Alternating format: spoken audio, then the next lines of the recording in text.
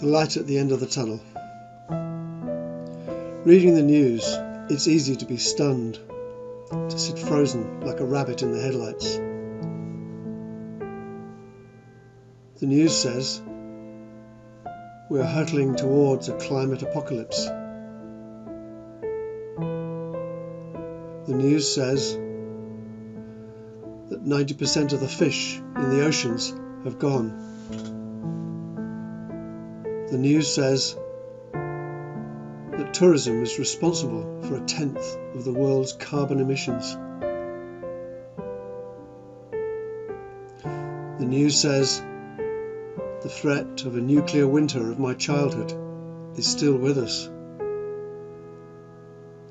The news says the insects are going, the bees are losing their buzz. The long list of doom scenarios goes on and on. But feeling that this is too big for me is no use to anybody. Because the truth is, the future isn't actually written in stone.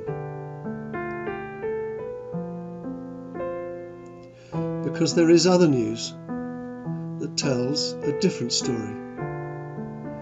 Transition town projects popping up all over. Community enterprises that inspire other places to do the same.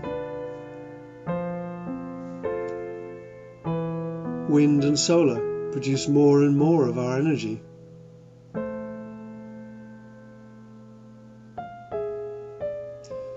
The ozone hole healing. And so much more.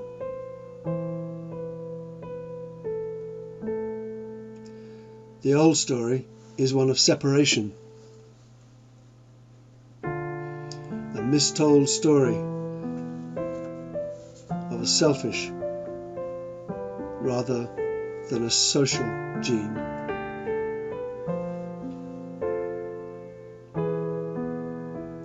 Science tells us of our deep interconnections, where tiny influences have ripples extending far beyond what we can see. These times call for new responses, for different ways of thinking,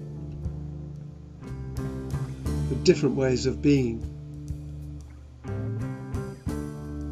Call it invention, call it care, call it what you will.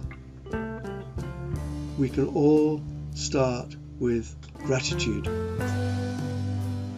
Because gratitude reminds us that we're not alone.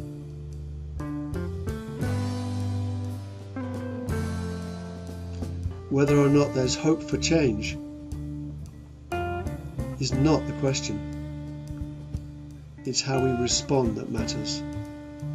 Remember, what you put your attention on grows. So yes, sometimes our heart may call us to lay down in front of the road and put ourselves on the line in defense of life on earth. At other times, our hearts may call us to plant seeds for the future, apply our imagination, take simple, practical action in our community. But be sure to listen when our hearts call us to nourish our inner life, our collective consciousness,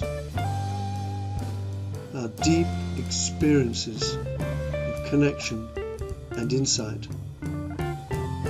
Then you might hear the song that reminds us again that our world is a sacred oneness in which we all have a sacred mission. Because although we seem gripped by the industrial growth society, a great turning is happening all around us, and we are called to play our part as an essential, integral element of the whole. When we do, that light at the end of the tunnel won't be a train heading our way. It'll be us celebrating the interconnection of all life on the planet. It'll be us doing the work that reconnects.